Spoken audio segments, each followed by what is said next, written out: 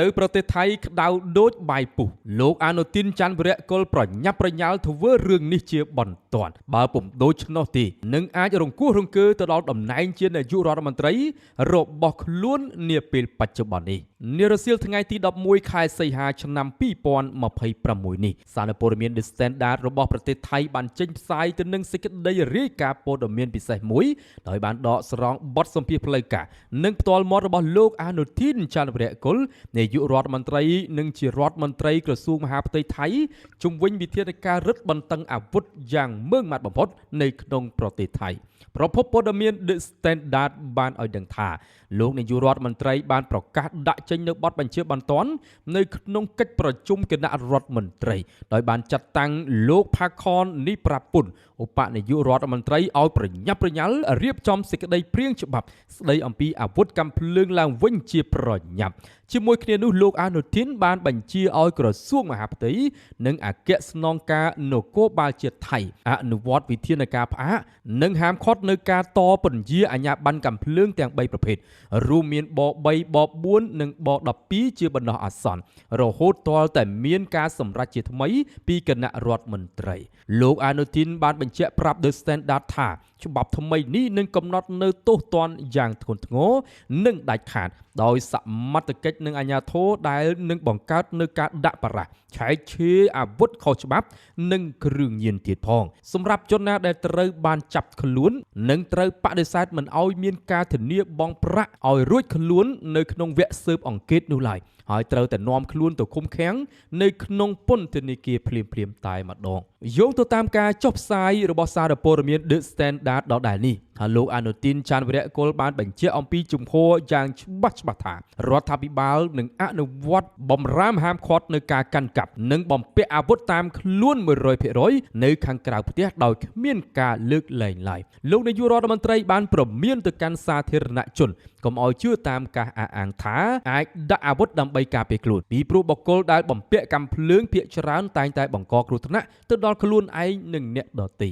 ដោយសារតែកាំភ្លើងគឺជាវត្ថុក្តៅនេះឯងលើពីនេះបទបញ្ញត្តិច្បាប់ថ្មីនឹងគ្របដណ្ដប់ទៅដល់ការហាមឃាត់នឹងការដឹកជញ្ជូនគ្រាប់រំសេវនិងការគ្រប់គ្រងការទិញលក់អាវុធតាមប្រព័ន្ធអនឡាញផងដែរលោកអនុទានបានអះអាងថារដ្ឋាភិបាលនឹងពិភាក្សាគ្នាជាមួយនឹងស្ថាប័នព្រះរាជអាជ្ញានិងតុលាការដើម្បីស្វែងរកកិច្ចសហប្រតិបត្តិការនៅក្នុងការពិចារណាក្តីឲ្យបានឆាប់រហ័សនិងម៉ឺងម៉ាត់បំផុតចំពោះអ្នកនយោបាយឬក៏សមាជិករដ្ឋសភាដែលមានអាវុធកាំភ្លើងស្របច្បាប់នៅក្នុងបញ្ជីទ្រព្យសម្បត្តិគឺត្រូវតែបានអនុម័តឲ្យរក្សាទុកតែនៅក្នុងផ្ទះតែប៉ុណ្ណោះមិនអាចយកតាមខ្លួនបានឡើយចំពោះកាំភ្លើងខុសច្បាប់នេះរដ្ឋាភិបាលនឹងកំណត់រយៈពេលឲ្យប្រគល់ជូនអាជ្ញាធរវិញដោយមានការលើកលែងទោសនៅក្នុងថេរវេលាដែលបានកំណត់ជាផ្លូវការសេចក្តីរាយការណ៍ពីប្រភពព័ត៌មានដដែលនេះបានបន្តបង្ហាញអំពីការដេញដោលរបស់អ្នកយកព័ត៌មានជុំវិញការការពារខ្លួននៅខាងក្នុងប្រទេសដែលលោកអនុទាន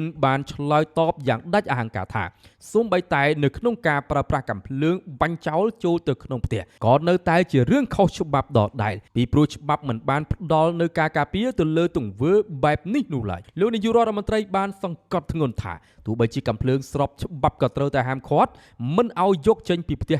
100% ដែរលើកលែងតែមន្ត្រីរដ្ឋដែលកំពុងតែបំពេញភារកិច្ចផ្លូវការតែប៉ុណ្ណោះសម្រាប់ក្រុមកីឡារ៉ាប់កាំភ្លើងលោកបានបញ្ជាក់ថាគ្មានការយោគយល់ឬក៏លើកលែងឡើយដោយកីឡាក៏ត្រូវតែរក្សាអាវុធនៅទីលានបាញ់កាំភ្លើងហើយការទិញគ្រាប់ត្រូវតែធ្វើឡើងនិងប្រើប្រាស់ឲ្យគ្រប់ចំនួននៅទីនោះដោយមិនអនុញ្ញាតឲ្យនាំចេញយកមកខាងក្រៅឡើយលោកអនុទានបានបន្ថែមទៀតថាប្រទេសជាច្រើននៅលើពិភពលោកបានអនុវត្តច្បាប់តឹងរឹងបែបនេះរួចទៅហើយដោយប្រទេសខ្លះមានទោសដល់ប្រហារជីវិតលោកបានបញ្ជាក់ថារដ្ឋាភិបាលនឹងមិនបណ្ដោយឲ្យច្បាប់នេះคล้ายទៅជាភ្លើងចម្បាំងឡើយដោយមន្ត្រីអាជ្ញាធរគ្រប់ជាន់ថ្នាក់ត្រូវតែអនុវត្តទូនាទីយ៉ាងសកម្មនិងម៉ឺងម៉ាត់បំផុត The Standard បានរាយការណ៍បន្ថែមថាលោកអនុទានច័ន្ទវរៈកុលបានថ្លែងប្រាប់អ្នកយកព័ត៌មានអំពីទស្សនៈផ្ទាល់ខ្លួនចំពោះអាវុធប្រភេទកាំភ្លើងថាកាំភ្លើងមិនមែនជាវត្ថុល្អនោះឡើយហើយអ្នកដែលមានកាំភ្លើងនៅជិតខ្លួនតែតែគិតថាខ្លួនមានអំណាច លើសអ្នកដទៃដែលនៅពេលដែលមានសម្ពាធឬក៏កំហឹងនិងបង្កការក្តៅក្រហាយទៅដល់សង្គមជាពិសេសគឺប្រជាពលរដ្ឋស្លូតត្រង់និងកុមារលោកបានផ្ដល់បទសម្ភាសន៍បន្ថែមថាបើមានកាប់ភ្លើងនៅផ្ទះគួរតែរក្សាទុកសម្រាប់តែការតាំងបង្ហាញដោយដោះបង់និងគ្រាប់ចេញរួចដាក់នៅក្នុងប្រអប់ឲ្យមានសុវត្ថិភាពនៅក្នុងឱកាសនោះលោកអានូទីនបានបញ្ជាក់ថាលោកធ្លាប់មានកាំភ្លើងមួយដើមប៉ុន្តែបានបាត់បង់និងបានដាក់ពាក្យបណ្ដឹងរួចរាល់ហើយបច្ចុប្បន្ននេះលោកគ្មានកាំភ្លើងសូម្បីតែមួយដើមនោះឡើយនៅពេលដែលអ្នកយកព័ត៌មានសួរដេញដោលថានៅក្នុងបញ្ជីទ្រព្យសម្បត្តិភរិយារបស់លោកមានការកាន់កាប់កាំភ្លើងលោកអានូទីនបានឆ្លើយតបដោយស្នាមញញឹមថាប្រសិនបើដូច្នោះមែននោះរូបលោកផ្ទាល់ប្រហែលជាត្រូវការប្រុងប្រយ័ត្នខ្លួនឯងដែរហើយមើលទៅបន្ថែមលើពីនេះសារព័ត៌មាន The Standard បានរាយការណ៍អំពីចំណាត់ការរបស់លោករដ្ឋមន្ត្រីម្នាក់នេះពាក់ព័ន្ធជាមួយនឹងករណីលោកចាឡុងរៀងរាំងអតីតតំណាងរាស្ត្រដែលបានបាញ់សម្លាប់ប្រធាន PAO ខេត្តនន្ទបុរីដោយលោកធុងឆៃ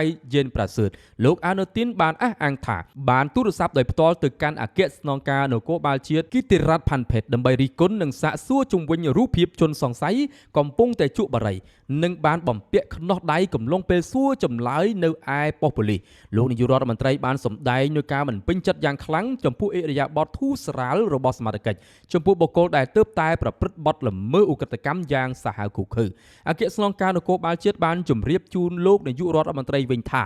លោកបានទូរស័ព្ទទៅស្ដីបន្ទោសនិងណែនាំទៅដល់មន្ត្រីប៉ូលីសប្រចាំស្ថានីយ៍នោះរួចរាល់ទៅហើយព្រមទាំងបានបង្កើតគណៈកម្មាធិការស៊ើបអង្កេតលើកំហុសបច្ចេកទេសរបស់មន្ត្រីពាក់ព័ន្ធថែមទៀតផងជាចុងក្រោយសេចក្តីរាយការណ៍ព័ត៌មានពី The Standard បានសរុបថានៅពេលដែលក្រុមអ្នកយកព័ត៌មានបានចោទសួរសំណួរដេញដោលបន្ថែមជុំវិញនឹងការអះអាងរបស់លោកចាឡុងថារូបគេធ្លាប់បានជួយជ្រោមជ្រែងរូបលោកថុងឆៃឲ្យបានឡើងកាន់តំណែងជាអ្នកដឹកនាំនោះលោកនាយករដ្ឋមន្ត្រីអានូទីនច័ន្ទវរៈកុលបានសម្ដែងការភ្ញាក់ផ្អើលនិងបានបញ្ជាក់ថាហេតុការណ៍ឬក៏ទំនាក់ទំនងទាំងអស់នោះវាបានកើតឡើងជាច្រើនឆ្នាំមកហើយតាំងពីកំឡុងពេលដែលរូបលោកមិនទាន់បានចូលប្រឡូកនៅក្នុងវិស័យនយោបាយមកម្លេះដូច្នេះលោកមិនបានដឹងអំពីស៊ីជម្រៅអំពីរឿងនោះឡើយនៅពេលដែលអ្នកយកព័ត៌មានបានព្យាយាមសាកសួរជំរិតបន្តថាតើនៅក្នុងយុគសម័យដឹកនាំបច្ចុប្បន្ននេះនៅតែមានការរត់ការឲ្យជួយជ្រោមជ្រែងឲ្យឡើងតំណែងបែបនេះតទៅទៀតដែរឬទេលោកនាយករដ្ឋមន្ត្រីអានូទីនបានឆ្លើយតបយ៉ាងខ្លីទៅកាន់សារព័ត៌មាន The Standard ថា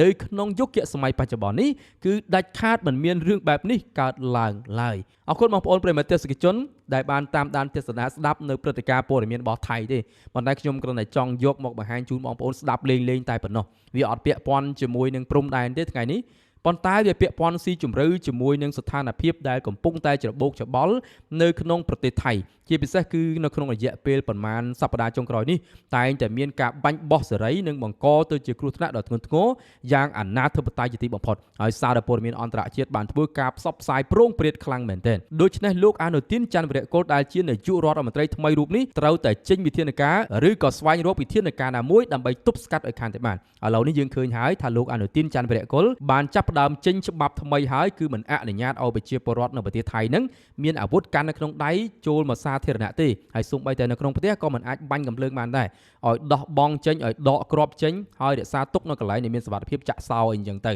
អញ្ចឹងយើងនឹងតាមដានបន្តទៀតថាតើនៅព្រឹត្តិការណ៍ព័ត៌មានបន្ទាប់ពាក់ព័ន្ធជាមួយស្ថានភាពនៅក្នុងប្រទេសថៃនេះនឹងមានអ្វីកើតឡើងហើយអាចនឹងជះឥទ្ធិពលអ្វីខ្លះទៅលើស្ថានភាពព្រំដែនកម្ពុជាថៃនាពេលបច្ចុប្បន្ននេះនិងទៅថ្ងៃអនាគតសូមអរគុណសូមជម្រាបលា